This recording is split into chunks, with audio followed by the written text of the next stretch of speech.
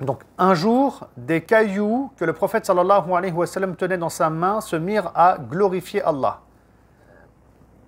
Et ce miracle, il a eu lieu en présence d'Abu Bakr as-Siddiq, de Omar, de Ousmane et de Ali, et d'autres compagnons encore qui étaient présents.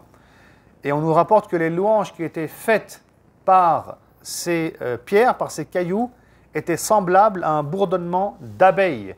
Et c'est un hadith aussi qui est authentique. Il se produit le même miracle avec de la nourriture. La brebis informa le prophète, sallallahu alayhi wa sallam, qu'elle avait été empoisonnée. Donc là, c'est un événement aussi qui est célèbre. C'était une femme qui était juive et qui s'appelle Zainab bint al-Haris, qui va mettre du poison sur l'épaule d'une brebis.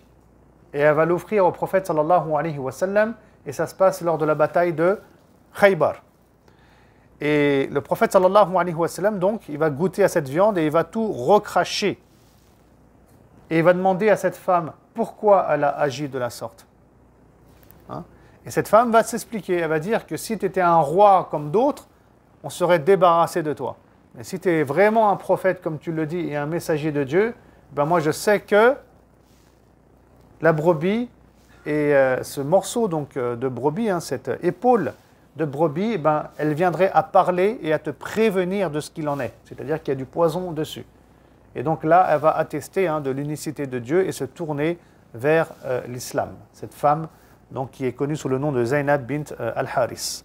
Donc on voit même que, subhanallah, c'est important à souligner, qu'au-delà des arbres qui auraient parlé ici au prophète Mohammed sallallahu alayhi wa sallam, on a aussi, vous voyez, une épaule de brebis. Donc c'est un être qui n'est plus vivant et qui vient à s'exprimer par la volonté divine. Donc c'est des choses aussi qui ont existé et qui sont faisables par Allah subhanahu wa ta'ala.